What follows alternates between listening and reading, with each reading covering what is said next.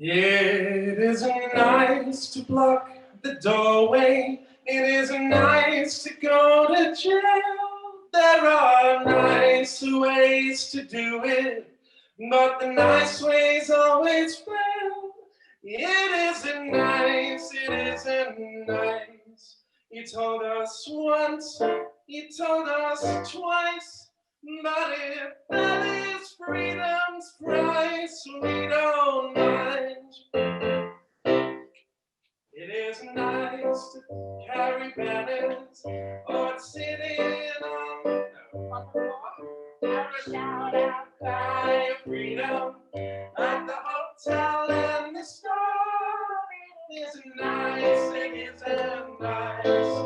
Well, thanks for your advice, but if that is freedom's price, we don't mind. We have tried negotiation and the three-man picket line.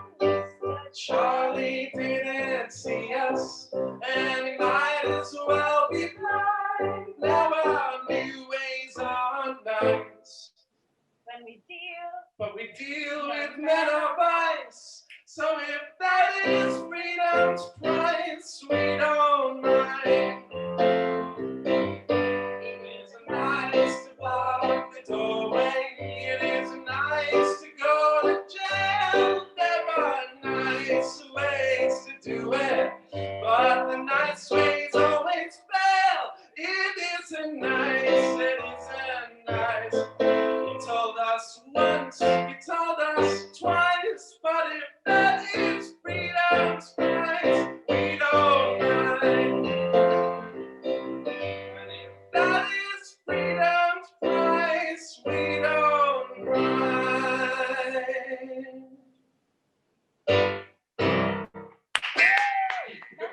All right, everybody. Thank you very much, Mark and Violet, for music to start off today's get together. Some people probably still be arriving, but I just want to say, first of all, thank you so much for being here.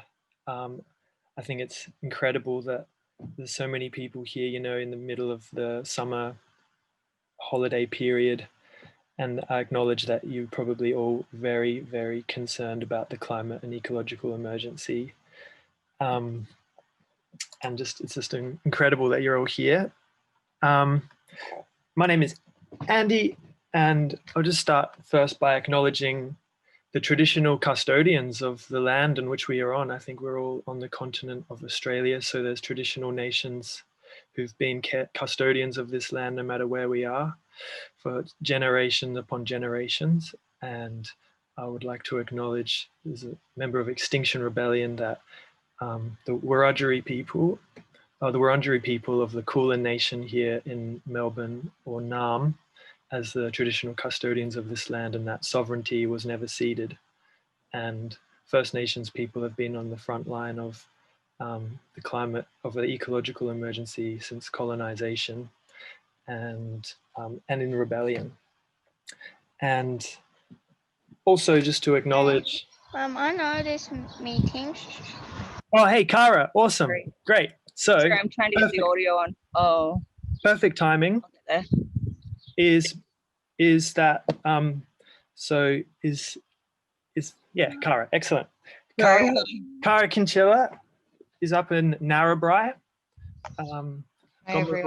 Gomeroi woman, and we're gonna start this meeting off by hearing a bit about the front line of the climate and First Nations story. So without further ado, thanks very much, Karra, for speaking with us. Thank you.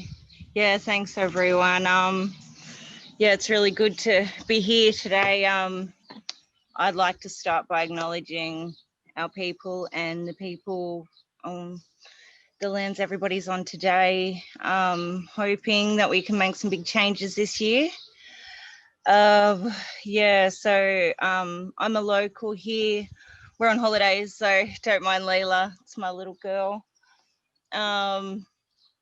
Yeah, I've pretty much come on board over the last 6 months or so. I've sort of known what's happening, but Auntie Polly's really just came and sort of give me a push, and I said we need to start being recognised and heard for who we are and what we want in the community, not just as traditional owners and Gomeroi and that, but everybody, the community,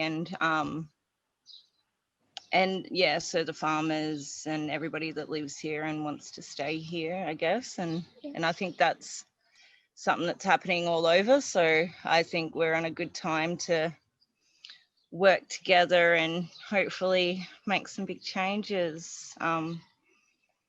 Yeah, I think that's all I can say. If anybody has any questions or anything, just let me know. Could you just let us know a bit about the general situation there, like what the story is with the gas and? Yeah. So we've And whereabouts is at Narrabri actually? Because there's people from all over the continent. Oh, okay. So we're about 2 hours northwest from Tamworth. And yeah, we're in the heart of the northwest. So Narrabri is also a big stopping place for the Sydney trains to go through the Moree every day, the express trains. We've already got the trains. We've got Whitehaven coal in the Narrabri Shire. We have SANTOS here. They have a new building up the main street over the last couple of years or something. And yeah, pretty much we've just got this community battle and everybody's really quiet. So what I do is just sort of talk to the people I know and try and influence something that might promote change. And yeah, at the moment it's really difficult because of the influences we have in the town, like the mayor. The MP is pretty good, but the mayor it's very controversial in all of the aspects and all the businesses and everything. I've sort of just been sitting back watching for a couple of years. My life revolves around my family and what they're going to do in their life. So they're growing now. Also have a stepdaughter in Gunnedah, and she's just had a baby. So thinking about her future in Gunnedah and what's happening in between Narrabri and Gunnedah in the whole areas is really, really significant for the future. Yeah.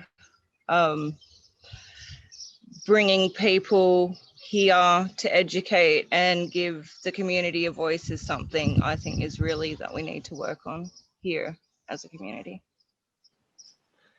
And what's the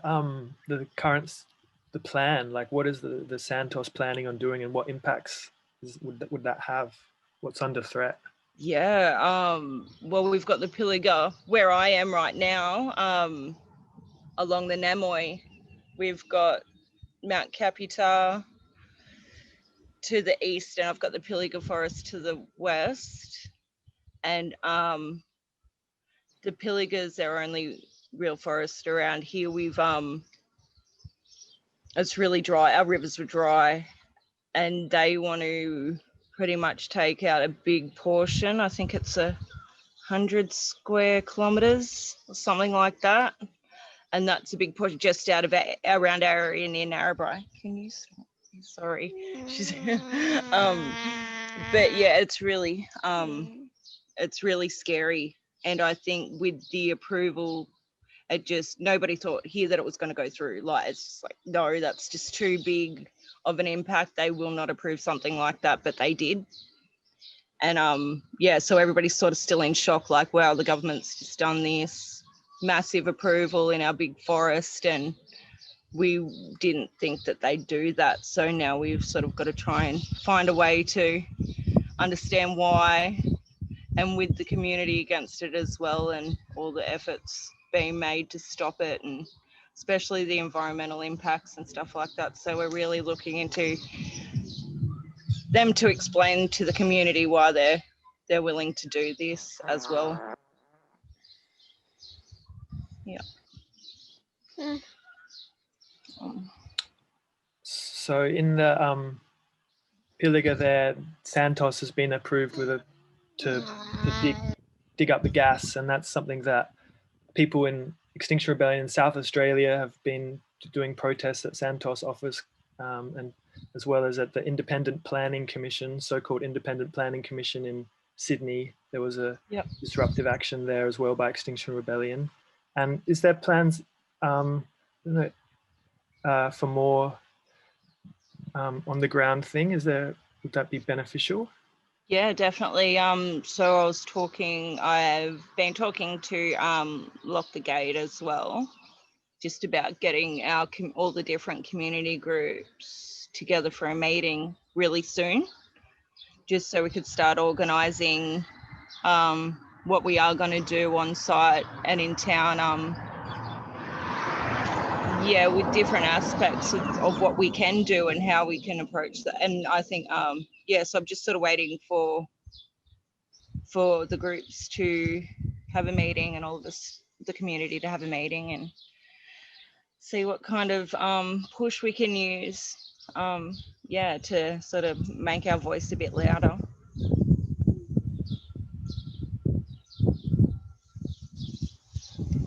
Thank you so much for coming on today, Karra. Really appreciate it. Yeah, that's okay. We're looking forward, hoping we can work together really soon. And as we were talking earlier about the March and what's happening in March. So hoping we can do something big here in Narrabri.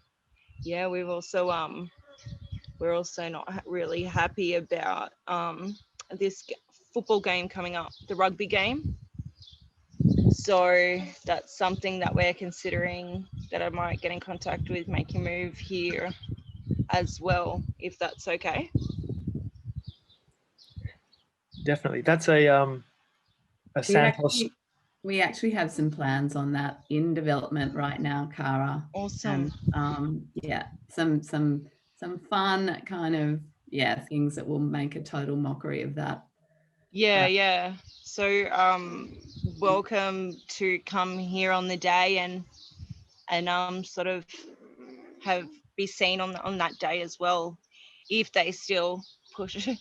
Yeah, I think they will try, but Narrabri has a massive influence, and like I said, they weren't. I argued with the council with our event, with them being uncomfortable with the different groups that I'm bringing to the community, but that's something that I'm willing to work with them with, and they just have to go with it. Like, either way, we're looking for a solution to what's next, and there's, if there's no gas project, where are we going to work? So we're looking into a future in renewables with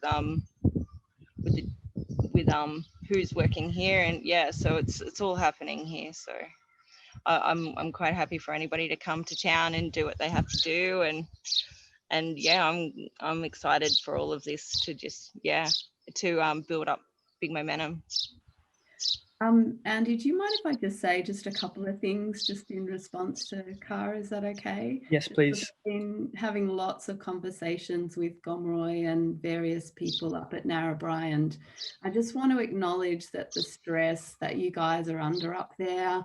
I understand that SANTOS are using heavy duty shit kicking tactics, doors are being pushed in, people are being intimidated, the whole community is very, very fractured and upset and really on tenterhooks. And I just want to acknowledge the stress that you're under, and you're really at the front line of it.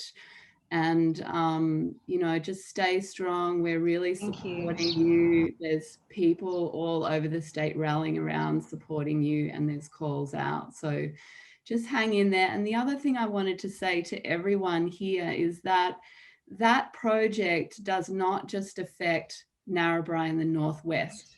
Right. That project means if that goes ahead and they start drilling, which they've got 4 rigs ready to go right now. And they could potentially go any day. They could go in the next 2 weeks.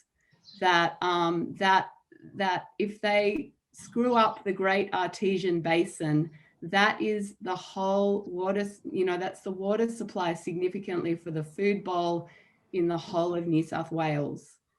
So this is not just going to impact that area.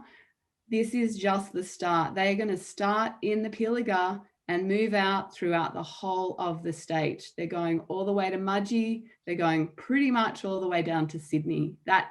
This is just the starting point. So we cannot let it happen. And yeah, so we're totally behind you. And, we're going to tie it into mass mobilisation. Yeah, definitely. I'm so excited. Yeah. Hoping, yeah. Thank you so much. Yeah, thank you. We obviously appreciate everything everybody does as individuals, because that's, we need to make them steps forward. And hoping that we all, are safe is I think is a top priority. So as long as we're all communicating and stuff like that, I think we can get through it.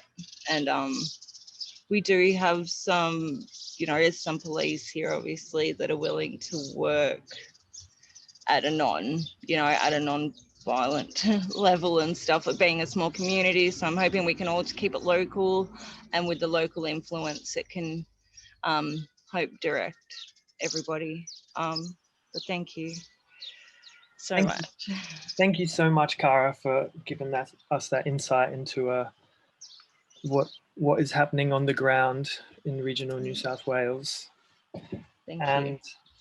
And just briefly for everybody here, so this is just a very special guest appearance, and really grateful. And just to give you an overview of what we are going to cover today, we're just going to introduce in a moment Farhad, from a Kurdish man who's been here on the Medivac thing and just been released into the community, which is great news, because but then we're going to hear from Farhad. He was going to explain that, and then basically this is a chance. We're connecting all over the country. There's people from every state, every corner here, which is really great, and we're going to get a chance to hear from a few different people and break out and connect with each other.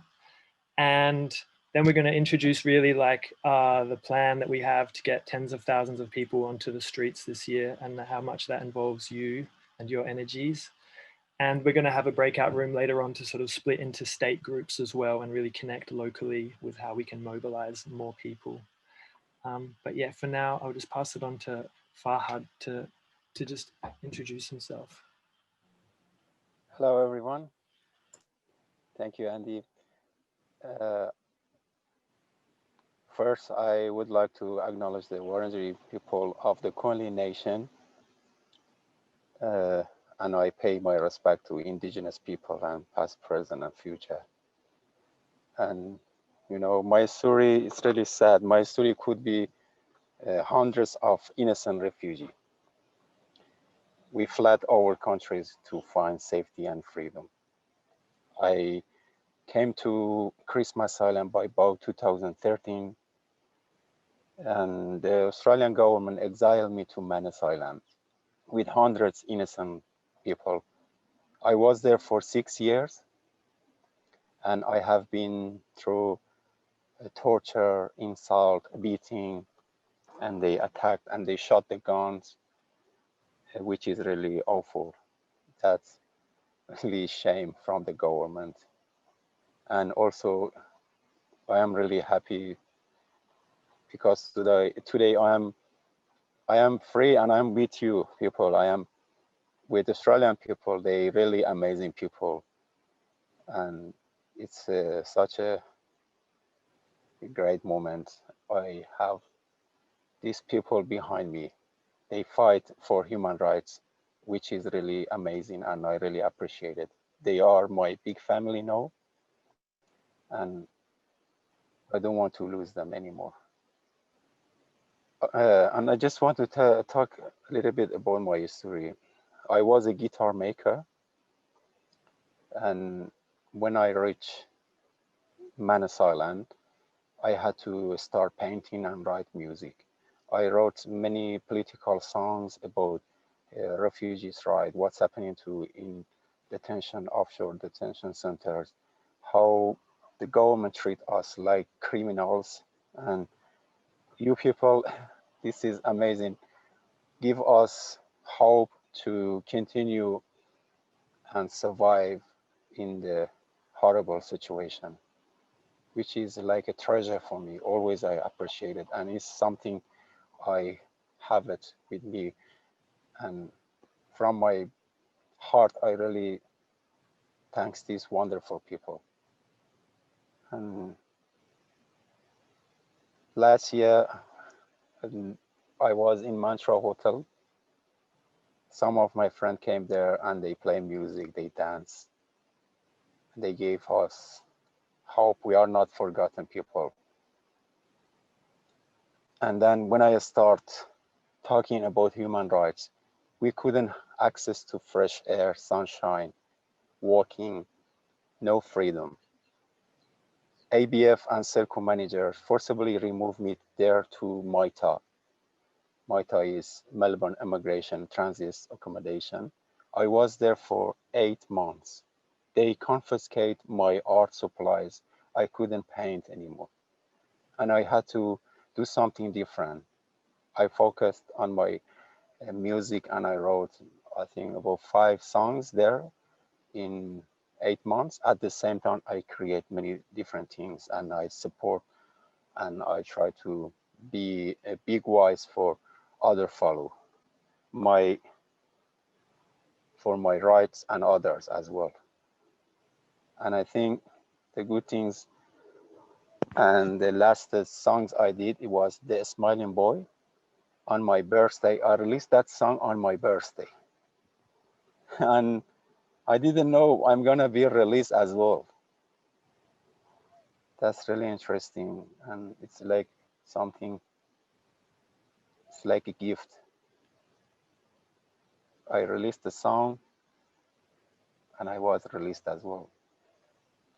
And I am still the one who is with the people to fight for human rights. And we need to get my friends, my brothers and sisters from detention torture center. They need to be with us and we have a better life. Thank you. Thanks. Thank you so much, Farhad, and it's amazing that you're here with us now. And I think basically these two stories we've heard from Karra and Farhad are like part of the same system of that we are in the globe, and it's all interconnected with the ecological crisis that we are in and with the breakdown of democracy. Australian government has gone from Australia's democracy has gone from free to narrow in the official rankings, and I think what also is the case is that it was drought in Syria over many years led to migration to the capital cities, which was a contributing factor to the war in Syria, which created millions of refugees there. And that's what the United Nations acknowledges, the chief there. And we know that now we have around 20 million refugees in the world, and we have a very brutal response from the Australian government. So it's like inextricably linked that we need to develop this humanity and a better form of governance that can treat people with dignity and protect the environment now, because a lot of warming is already locked in. And so this emergency has already started and we need to get together to address it so it doesn't get worse. And now I'm just going to pass it on to a couple of people who are new to Extinction Rebellion before we have a breakout room. I believe it is Carmen from WA is just going to briefly talk about where she came from and why she's here.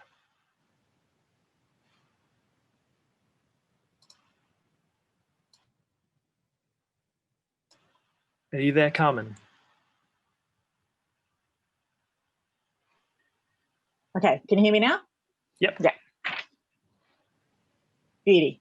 Okay, I'm not a public speaker of any description. So late last night, early this morning, I prepared notes. So please excuse me for looking off screen at my notes because I'm not a public speaker. I did write it all myself though. So, hi, my name's Carmen. I've been rebelling against the sixth mass extinction for 106 days. I worked it out last night. So 3.5 months is not long. My daughter, she's 16, she saw a Facebook event for a Heading for Extinction talk and begged me to go. There was lots of reasons not to go. I checked my calendar for that week. I had a lot on. I had a doctor's appointment. I had a shift at the plastic recycling centre. I had a blood donation, and a dear friend of mine was leaving for Papua New Guinea for 2 years. But it's, you know, I went. She's my daughter. She really wanted me to go. I didn't want to go by myself because I wasn't sure about these Extinction Rebellion weirdos. So I went with her. And yeah, that's when we were faced with the truth that I've probably been avoiding for a long time. The planet's on its last legs. Somebody's got to do something. We've got to do something. We can't wait around for somebody else to do it. So that sort of started my journey. I went to non-violent direct action training soon after, where the facilitators were excellent and careful to warn us that there were, you know, some risk factors that make you a more vulnerable arrestee. And I listened very carefully to those risk factors, and I wrote down in my notebook that I was not arrestable because I had some of those risk factors, and I would be one of the helpers. Then check my notes. Day 62, I got arrested. Day 86, I got arrested again because I decided it's not about what I can't do, it's about what I can do. And indeed, I can attend action planning meetings. I can make time for that in my schedule, along with work and my volunteer work and looking after my kids and making time for my friends, because the people in the Western Suburbs group are my friends. They're great, they're fantastic. We have fun, we have a good time, and we save the world at the same time. I can do de-escalation training, even though it terrified me, the thought of it terrified me, because the people in my local group were safe people, and they gave me space to process when I needed to process and all that. And yeah, I can do wellness support training, even though it was from people that I've never met before, because I trust the regen culture of the whole movement. And, you know, I got to build that trust quite quickly. I can show up to random warehouses in the middle of the city and paint banners and make props with affinity groups, because my local group trust the people in that affinity group, and I trust my local group, so I can show up and everybody's really welcoming, and it doesn't matter that I'm not a professional sign writer. All help is appreciated, and I can get arrested. I changed my mind. I can get arrested because I know that I'm not alone in this. I know that I won't be left alone by my local group, and my kids won't be left alone. My teenage kids won't be left alone. I know that my group sticks by each other at the time of arrest, you know, in the hours after, waiting for people to get out of the lockup, in the days after, doing a debrief, offering support when you get your summons in the mail, going with you to court, offering their condolences when you get slapped by the magistrate, and indeed when the fines are due. Everybody in my local group is different. They come from a different background. They come from different areas of the state. They don't even come from the same local area. But they're all different, and they all bring something. And we're not a large group, especially not, you know, really active members, but we're plucky and we're effective because we value each other. You know, we set ourselves a stretch goal recently, Merry Crisis with the polar bear and Mrs. Claus. and there wasn't a whole lot of us, and we planned it at the last minute, and we went out there and we ended up on Channel 7, Channel 9, Channel 10 in the West Australian. It was amazing because we cared enough to make it happen and make it work properly. So Carmen, sorry to cut you off, but that's an extraordinary journey that you've been on, and really, really, it's inspiring. I love it. I love how much it's changed. Your yeses, your no's becoming yeses. But we want to just give everybody a chance to have a chat. So we're going to go into some breakout rooms, but just very quickly, just wanted to hear from Joan Fleming in a moment first. And then we're going to go into breakouts and everybody will get a chance to talk with each other about why they're here today. Thank you so much. Joan, are you there? Yeah, can everybody hear me? Okay, great. All right, so just really briefly, in a nutshell, why I stand with Extinction Rebellion. It's just because I want to be a good ancestor. You know, when I was growing up, I had massive good fortune, stable life, safe life, and ability to spend time in some of the most just exquisite and pristine untouched nature on this planet, you know, fjordland in New Zealand and Utah Mesa country, Daintree rainforest. And when I think about my nephews and my godchildren inheriting an earth where even that concept of nature doesn't exist anymore, you know, we're at the tipping point, and there is no place on this planet that isn't touched by, you know, the grubby fingers of this toxic, ravenous system that we're in. And yeah, just 2.5 years ago, when I started to deep dive into climate science, I just found it profoundly distressing. So distressing, and just so much grief. And I didn't look away and didn't really know what to do with all that grief and all that rage. You know, I wrote about it, I talked to friends about it, but it wasn't enough. And then when I heard about Extinction Rebellion, I thought, this is it. This is exactly it. This is exactly what we need. And, you know, what better way to use my privilege, use my time, use my energy, transform my grief into action, and find some hope. So yeah, that's me in a nutshell. Thank you. Thank you so much, Joan. Look forward to seeing you. I think you're in Melbourne. Yeah. Great. We'll be rebelling together soon. Now we're just going to go into some breakout rooms, and this is a chance to just get to know the other people. You're going to be completely random. Maybe it'll be someone you've never met before, hopefully. But just to take the next few minutes, about 3 minutes each, to say hello and to say where you're from and why you are here today, why you care. So, ooh, magic breakout room. Welcome back, everybody. Yep. Welcome back, everyone. Sorry that maybe was a bit brief, but we've got more time to hang out together soon coming up. And basically now what we're going to hear about is the situation of the climate emergency brought to us by Julie. Thanks, Julie.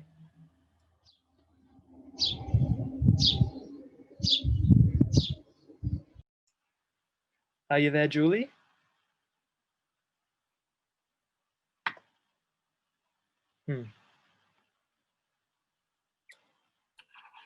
Julie. And is that me? My internet went bad at the right time. Is that my cue? Sorry, everyone. Hopefully it's working. Yep. Can everybody hear me?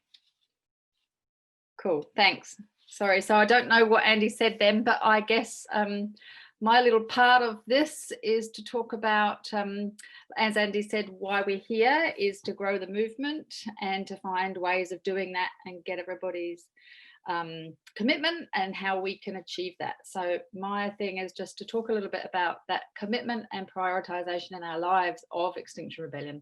I'm going to do what Carmen did, have a quick look at notes as well, because it was very hard to do this in a couple of minutes. So I was looking at, you know, what stops us, what holds people back, and that really interests me. I've been in Extinction Rebellion for a good while. That's the timer from the breakout room. This is all going horribly wrong. And oh gosh, yeah. So I wanted to just cover some of my personal perspective on what does hold us back and how can we grow our courage and grow the movement. Thinking local, so mass mobilisation has a really good plan, in my view, that is to grow local groups so that we commit to each other, we work together, all the things that Carmen said. I don't need to repeat those things. But looking at the climate, it's really complex and it's really emotional as well. So sometimes because of that, it can be quite intangible, and people often, unless you're like we've been talking about our emotions, they run very strongly through me. So that connection to the earth drives me really deeply. For other people, they're able to separate themselves a bit more and possibly remove themselves from that emotionally, which makes it very hard to take on that commitment. So just thinking about that, it's sometimes a bit isolating as well, and it can be perceived very negatively in the community. Civil disobedience. It's not sort of in our social norm as things stand. So working really closely together, as we've all been talking together, and those beautiful things that people said, Carmen said it beautifully, there's a lot of trust between their group. So building those local groups is incredibly important. And I was just thinking, an instance happened for me this week where I realized that close family members and friends do amazing things for our community. But for me, they are addressing the symptoms and not the cause. So they do fundraising. I've got a friend who does fundraising for disaster recovery in our town because she thinks it's going to get taken out by fire one day. I'd find that really difficult to cope with and still go about the work that we're trying to do, and at the same time feeling like their work is highly valued in the community and respected in the community, but what we do is much more controversial. So going back to that mass mobilisation, growing our local groups, growing the trust and continually making the movement bigger from that point of view, that's where we'll succeed. That's where we'll have our sustainability, and that's how we'll be able to do this for the long haul. Because from all the things that people said at the beginning as well, this is no easy task. This is an incredibly difficult task, also to acknowledge that deeply within all those emotions that we're feeling as well. So there's so many layers of this for us. You know, it's not, my husband's a firefighter. He'd drop everything at the drop of a hat and go and fight a fire for whenever, just do it. But he knows what he's got to do. He knows what he's got to do. He's got to roll. He's got, goes the time because I failed last time. He knows, it's very clear. And he's got a uniform and everybody respects him. And, you know, then the news comes and you saved 50 houses, you saved X many houses. Doesn't matter about the bush, didn't mention the bush, know how many houses, what property, you know, that sort of thing. I haven't looked at my notes, but I hope I'm making some sense.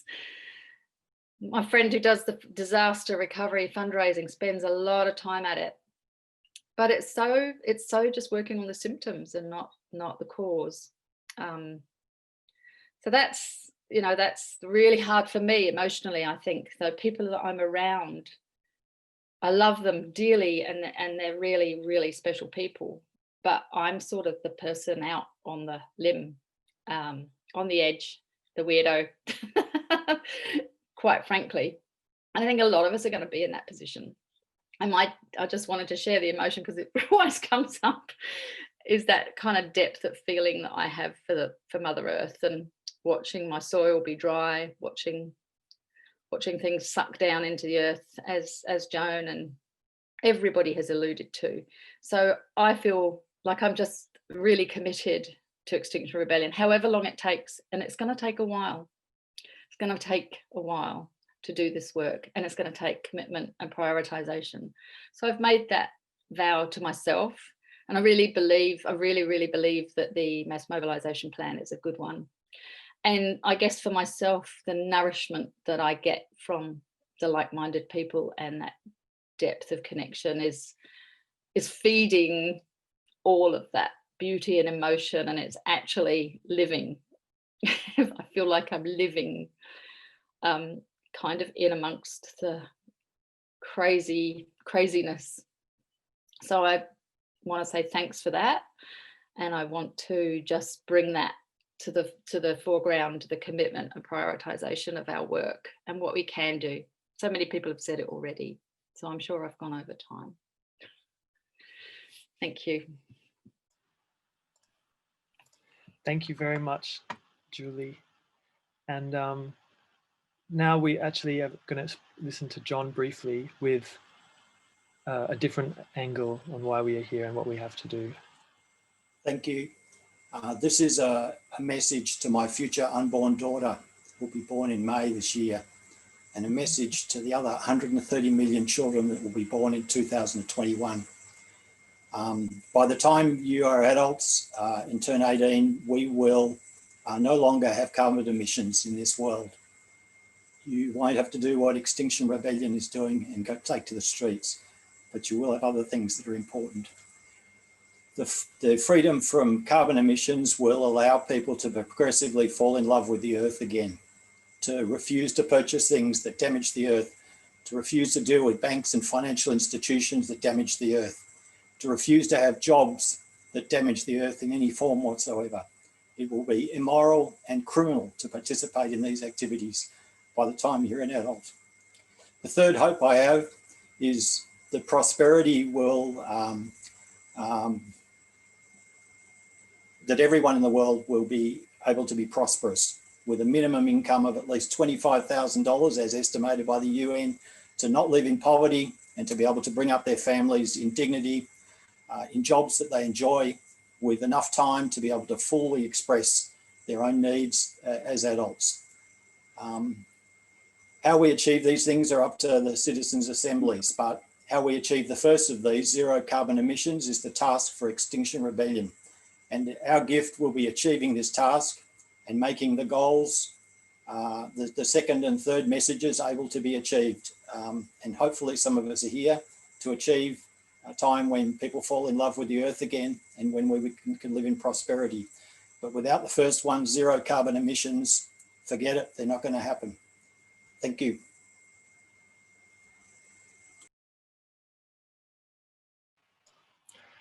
Thanks, John. I want to just take a moment, because we got a lot of people here.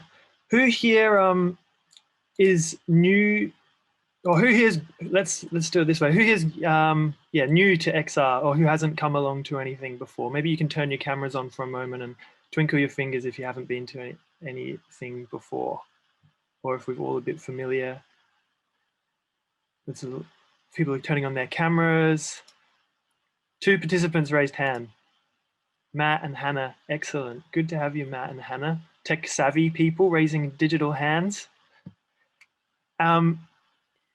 Louisa also put her hand up, Andy. Who? Louisa, she's waving to us. Louisa, that's my sister. Louisa, welcome, Louisa. Awesome. Kat, welcome. It's so good to have you here. And I think maybe there might be a few other people here, maybe not. But that's all. That's excellent. This is I think Thomas was new. Did you say Thomas, Andy? Yeah, I think I said Thomas. Oh, great. Cool. All So right. I guess this is I'm not sure if we've had really any or many national gatherings, but what we have here then is a big community of people from across the continent. 900,903 raised their hands. So big welcome as well to you. We hope you feel really welcomed here in the community, and that you connect with people here as well who will help you get amongst it all. And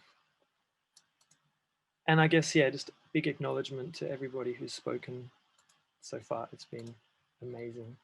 I just want to now share my screen with a bit of the nitty gritty of, oh no, actually first inviting Violet to talk and share a little song, I think.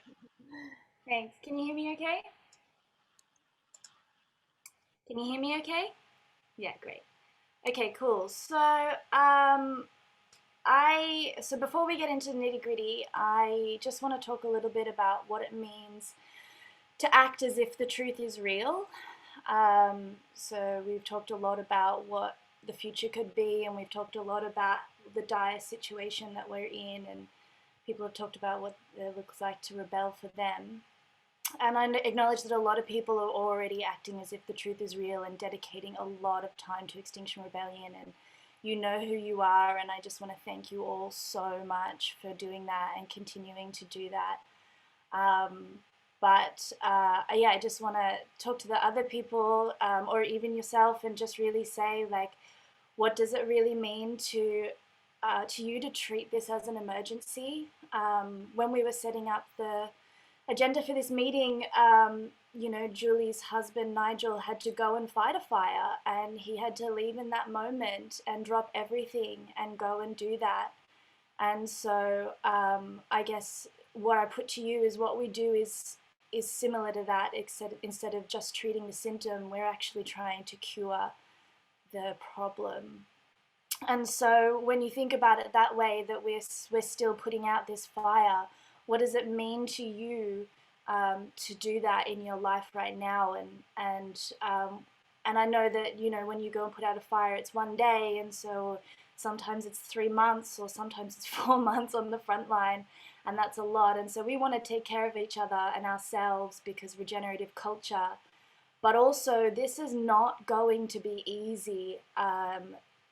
This task that we have is one of the greatest that we will face as humans, as our whole society, and it's happening all around the world with Extinction Rebellion and other parts of the movement. But for you personally, I just want you to imagine how much energy you can put into saving all of our lives, because we really need to fix this system. And I really am, I'm asking you to gift as much time as you possibly can to sounding the alarm and getting thousands of people on the streets in March, which is our next mass mobilisation. And I'm asking for some of you that possibly can, I'm asking you to quit your job, and I'm asking you to work on the rebellion full time. And if you can't do that, then I'm asking you to maybe take 1 day off a week and do that, or 2 days, or maybe it just looks for you like an hour every night, or maybe it looks like 1 hour every week. I know that a lot of people have a lot of different responsibilities, but what does the emergency look like to your life? And you know that we'll love and accept that when you set your limits.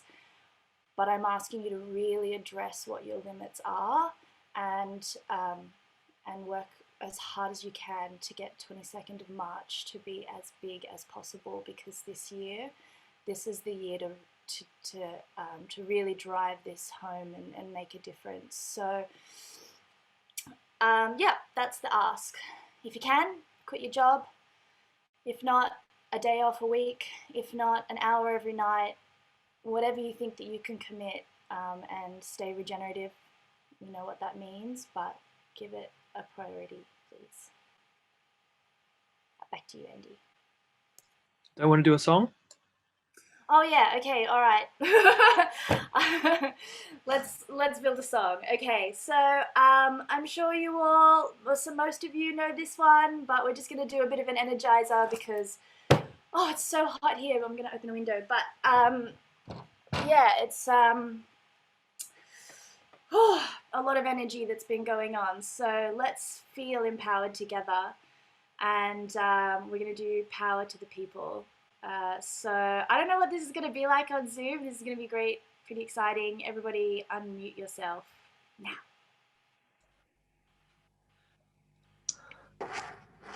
All right, cool. So it's pretty simple. You're just going to repeat after me, and we'll see how that goes. Ready? Power to the people. Power to the people. The people got the power. The people have the power. Tell me, can you hear us? Tell me, can you hear us? Stronger by the hour. Getting stronger by the hour. Power. Power. People. People. People. Sounds To the really people. bad. Power to the people. Power to the people. Forgot the power. Have the Forgot the power. power. That needs to work. Can you hear it? People. The hour. All right. We got a choir here. Good job. If you didn't enjoy this, Right, back to you, Andy. Thank you. I guess if you didn't enjoy the singing, hopefully you enjoyed the laugh, right? Yes. All the cacophony woke you up, but I feel quite energized. That was great. All right, so I guess there's sort of been a lot of alluding to like what's coming up and this kind of business without maybe people really knowing what is coming up. So hopefully that hasn't been too confusing for everybody. Can you see this screen there? Yep. So basically, probably many of us know that in London in April of 2 years ago, 2019, Extinction Rebellion pretty much blew up onto the world stage by occupying 5 locations in London for 11 days, creating a real festival atmosphere of civil disobedience. And thousands of people did get arrested, which really forced the hand of the government a lot. The police were taking people hours out of the city to lock them up. And the government in the UK declared a climate emergency afterwards. They also, so just to take it back one step, we have 3 demands in Extinction Rebellion. We have to acknowledge the problem and tell the truth that we're in a climate and ecological emergency. We have to act now because there's no time like the present. We have to get emissions down straight away and revert biodiversity loss. And we need to do it in a fair way, which means we need citizens' assemblies, we need regular, ordinary people getting the information and making the decision that affects us, entire society. So with these 3 demands, Extinction Rebellion, blockading London, got the first one met. They did get a citizens' assembly, which was like advisory to the government, which has just produced its recommendations. And the government there is committed to 2050, so that's not immediate.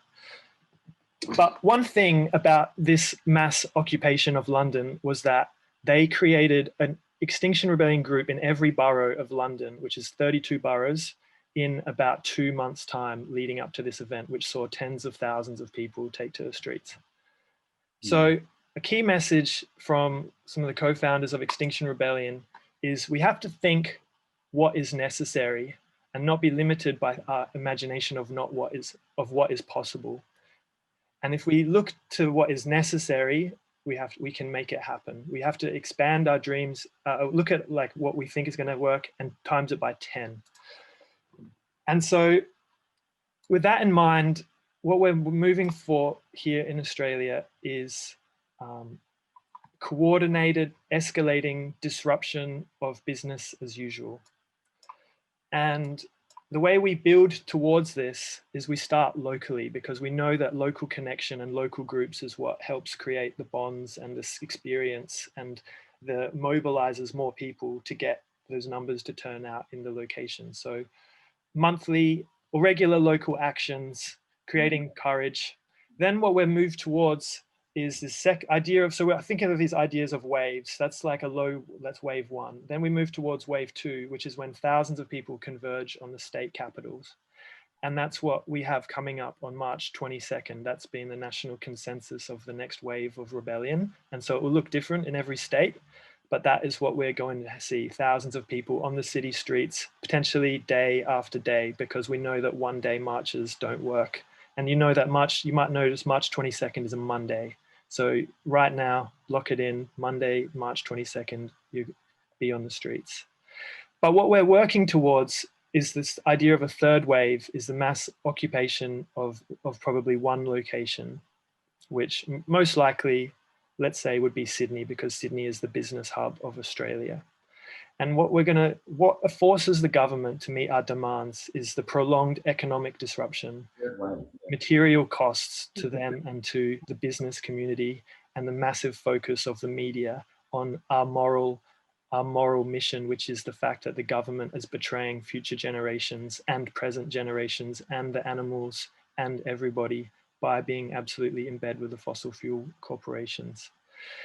And this is something for you to envisage, because I know people are all over the continent here, and you have to think about this. But imagine later in the year, Sydney, we're going to be mobilizing there.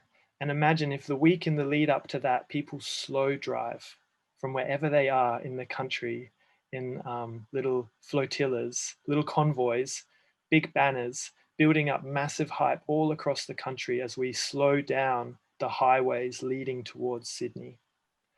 And so that's just one possibility of how we could create the buzz.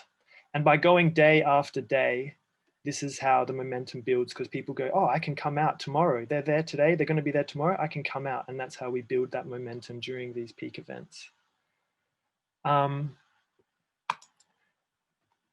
This is something that's sort of come to me recently, which is this idea of like rearranging deck chairs on the Titanic. You know, what we're calling for now is all hands on deck, not rearranging the deck chairs, but doing the thing that we know is the most effective thing to change the system, and that is civil disobedience. And one of the key determinants of the success of a campaign is by the amount of people that are participating in it. So what we really need to do is focus on getting more numbers. And I just want to remind people that hundreds of thousands of people came out to the school strike on September 25th, I believe it was in 2019, hundreds of thousands of people. And we know that Australians want action on climate. So they're waiting to be called to take part in protests that will get that transformation. So what we really need to think about is growth, and growing local groups, and then local groups creating more local groups. And we have these methods of mobilization to help do that. But I just want to put to you the idea of exponential growth. So if each of us convinces one person to come to March 22nd to take that week off of work, for example, this week, and that person, they have to ask somebody next week, and you also keep asking one person a week. And if we expand that exponentially, by March 22nd, we would have something like 50,000 people ready to be on the streets. So it's all about the lead up time. If we start mobilizing right now, we can get a lot of people there straight away. And it's a short focus distance, you know, it's not 4 months away, it's 2 months away, which means people can stay motivated, and we have this shared mission of getting there. So that brings me to the idea of local groups. I know some of you are in local XR groups, and that's really awesome. And some of you are doing all kinds of things, amazing things, but local groups are really the building blocks of a successful movement, because we're not asking a simple thing like, you know, vote for this person on an election. People do require a learning curve of coming to terms with the ideas of civil disobedience. So that needs to happen in a community space. So we have a pretty straightforward idea of local groups. You've got twin tasks, which is do actions and mobilize more people, and have a regenerative culture, and be supported and embrace the arts. And to help build this movement, we have a recipe book of mobilization methods, which you're going to get given as a link. But basically, there's lots of ways that we can help grow the movement. We can be phoning up the people in the database, rebel ringing. We can go stick up posters around the streets and do chalking all over the footpaths. We can have a house meeting, you know, like you've got a group of friends who are sort of interested. You just talk to one of them. I know it's scary, but say, hey, look, I'd like to tell you about Extinction Rebellion. And then you organize a little gathering of colleagues and friends at someone's house and let them know what the plans are and how to get involved. We can go door knocking, which is a great way to recruit people and find out what people think about climate emergency. We can use social media really targeted and really effectively. There's so many platforms, everybody is on social media. We can use that as a way to mobilize more people. And of course, we need to keep heading for extinction talks, which informs people the truth about the emergency that we are in and the understanding of why we're responding with civil disobedience. You could organize a film screening. You could organize a publicity stunt where you form the XR logo in a field and take a photo of it and get the local media to report on it. And you can also do stalls, you know, being there regularly once a week somewhere outside a shop to talk to people about things. So what we're going to do now is split up into breakout rooms. And I want people to just if you know how to change your name on the Zoom, I'm inviting people. We're going to split up into our states. So if you could just change your name at the start of your name into the state you're in, New South Wales, South Australia, etc., etc. And if anybody, does anybody have any difficulty with changing your name? Sasha, okay. Somebody want to explain how to change your name on Zoom? I can do it. Oh, yep. So there are, you'll notice if you look at the image of yourself in the top right hand corner, there are 3 dots. If you click on the 3 dots, you'll see, if you scroll down the drop down, it says rename. And if you click on that, you can put whatever you like in there. So if you can put your state first before your name, that will just help the sorting process. I'm on a phone. It doesn't come up. Oh, phones. If you're really stumped, you can just put it in the chat as well, and I can put you in the right breakout room. Or if you really can't manage that, just say it aloud. On the phone, if you go to the participant list and then click on your name, and you can go to rename from there.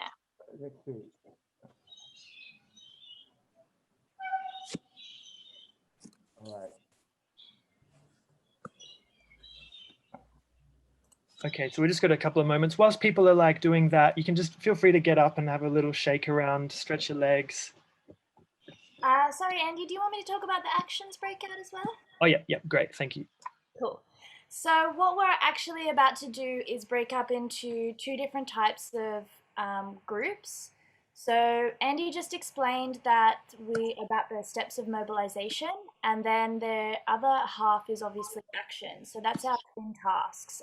When you look at that formation of the local group, you have actions and mobilisation. And so if you're interested in talking about and visioning what the action looks like on March 22nd, we're going to have a national brainstorm session on what March 22nd looks like from an actions and logistics perspective. So if you want to be a part of that one, please put an A next to your name, in front of your name, in front of the state, and you'll be put into the national actions group. Otherwise, everybody else is going to move into state-based mobilisation groups, which means that in your state, each state has a facilitator with that is going to go through a facilitated breakout on mobilisation in your state. So your 2 options are mobilisation or actions. If you want to come into the actions, put an A in the front of your name. Otherwise, just your state, and you'll be rolled into mobilisation. Anthea. Yeah, can I just add a little point to that? Just to say, can everyone just think really carefully about this meeting really is about mobilising people onto the streets. So we can't have everyone go into the actions because we need people in those breakout rooms for mobilisation. This is super important. So there will be plenty of opportunity to talk about actions, you know, but obviously we want, you know, we want both, but please don't all go into the actions. That's all. As an actions facilitator, we need people to come to the actions group and brainstorm how we're going to hold the streets for a week. So. Can I be the mediator between you both? So I'm on the national actions team, but can you flick me over to mobilisation, because we can talk about actions within each state group. So. Yeah, exactly. So you'll have breakouts in your states, and so just as long as there's a couple of people from each state, we're just going to spend some time inspiring each other. So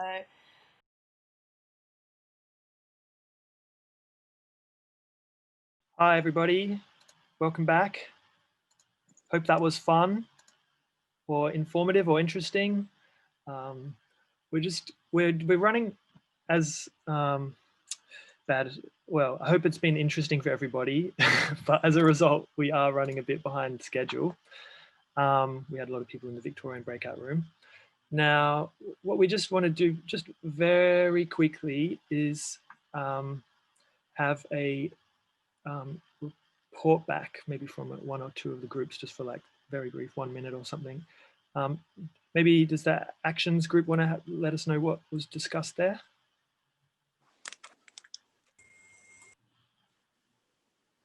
Actions? Sorry, I was looking at the thing. Yeah, okay, so we had a really great visioning session, and the first thing that came about was that we thought that each day should definitely have a theme, and that obviously one of those themed days should be protecting our water and in Narrabri with a no gas. There's a National Day of No Gas on the 27th, so that's interesting to know as well. But for us, what does that look like to have those themed days? That's something that's been feedback that's been given to us, that it looks very impressive when each day has its own theme. Lots of smaller actions happening all around, and especially in the morning and evening, but mostly disruptive actions happening as people are going into work, because then it's like every business is like, why are you late? Oh, because of Extinction Rebellion. And then they have to have that conversation at work. Then the thing that's happening in the UK, where everyone's just having one person sit on the road, that is very interesting and a great strategy that transcends COVID problems. And that we should be having slow marches, lots of people doing things simultaneously, big, arrestable, dramatic, beautiful looking action. People love the idea of the convoy for the next rebellion. We're talking a lot about tripods and stopping bridges and roads underneath with that sort of setup, but also lots of really inclusive actions where, you know, disobedience is very hard to stop, so people don't get arrested at disobedience. And it's very important to make it accessible, single person, yeah, 5, blah, blah, blah, blah, blah, hang on. One thing that strategically is that police chain of command is very inflexible, and so when we have actions that change their direction, location, strategy, tactic halfway through, midway through, several times, then they're quite slow to respond because they have to go through the chain of command to figure out what to do. And so that's something that we can play with and a learning that we've had. And it's really important that we make the messaging clear for the public, that why we're there and the fact that it's there for the emergency and citizens' assemblies and things like that, because yeah, we're going to be disruptive, and we're visioning hundreds of thousands of people participating. So away you go, mobilizers, bring us the people and we will disrupt. Great, thank you. That sounds very exciting. And I just want to, we're running over time, so we're going to wrap it up by in the next 9 minutes. And thank you so much, everybody, for donating your Sunday afternoon. It's an incredible gift, and I know that you I'm very, very grateful for what that means. I just want to quickly pass to Julie, who knows that it's a bit tricky sometimes getting involved in XR, and I know there's different infrastructure in different states, but she has a general message for everybody for 30 seconds.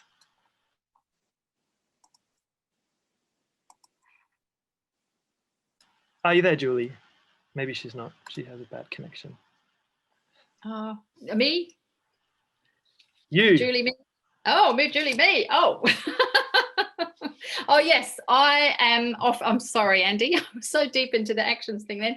Yeah, look, I'm offering to be a go-to person for anybody who this was either confusing to, because there's so much to learn in XR if you're not really entrenched in it like we are. So we used any language that's just confusing, just want to connect. I love to connect with people all around the country. I live in a small town, so I'll put my phone number and email in the chat, and really interested to hear from anybody, everybody.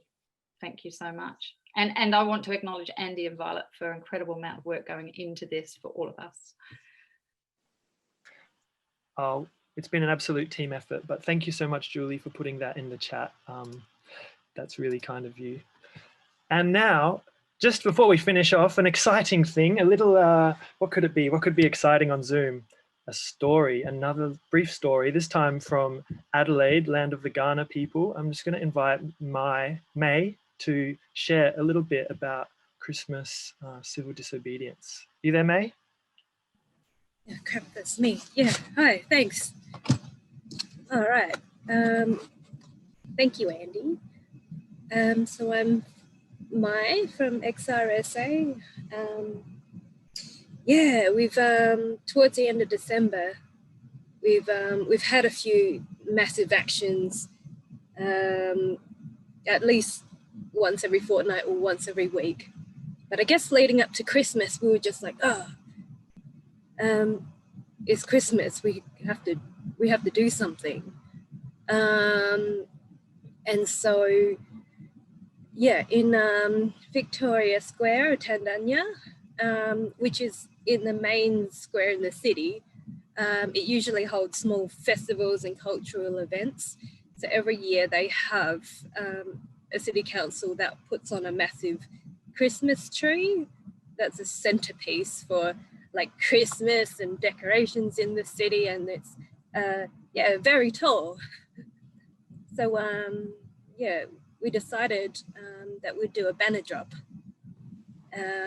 One that was, you know, we had a goal that it was going to be somewhat theatrical, and one that was, you know, sort of an act of courage.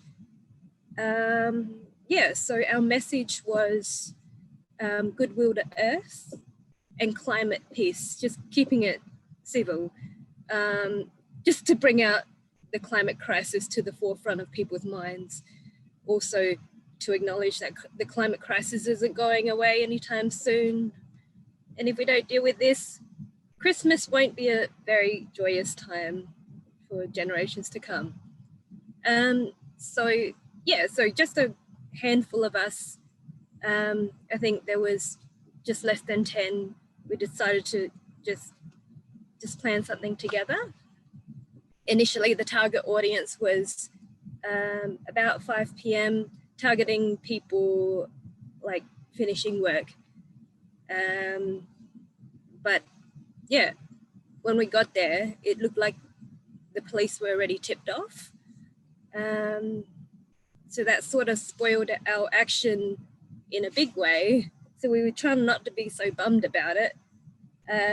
So Ian was just like, let's just make a show of it all. We've got media there, we got police there. They're not gonna do anything like if we're like talking and stuff, because they're usually pretty okay with it. They're usually just there to make sure we don't get hurt.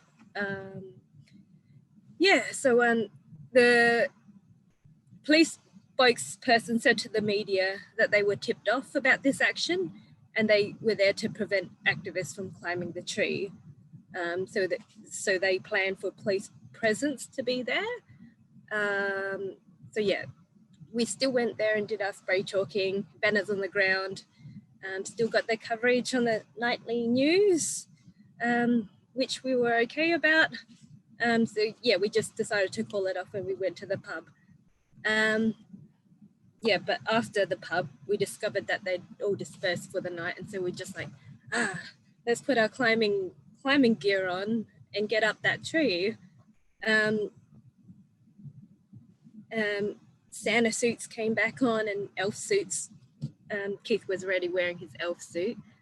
And so, yeah, it was climbing up the tree. It was 2 minutes of panic because most of our support crew weren't there and yeah, they'd all gone home. But we still had our police liaison, our live stream and action support. So we went halfway up the tree, put the banner up and then down again and got arrested. Didn't see that coming, to be honest. Somehow we thought that, you know, we've done some pretty bold actions here in Adelaide. So we just had this thought that the police may have had some sort of policy against arresting us because, I don't know.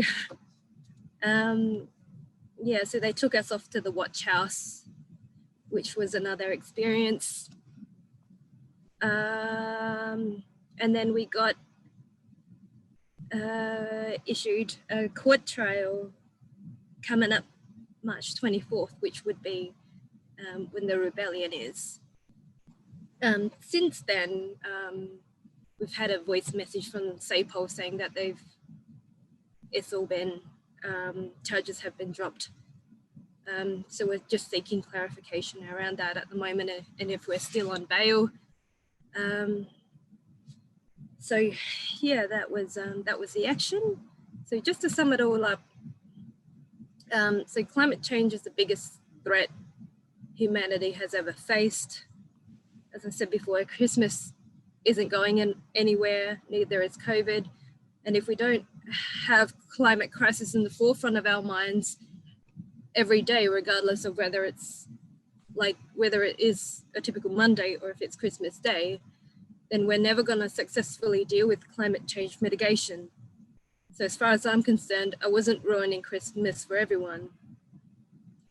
So if you're concerned about Christmas being ruined, you need to be concerned of climate change, because climate change is going to ruin Christmas.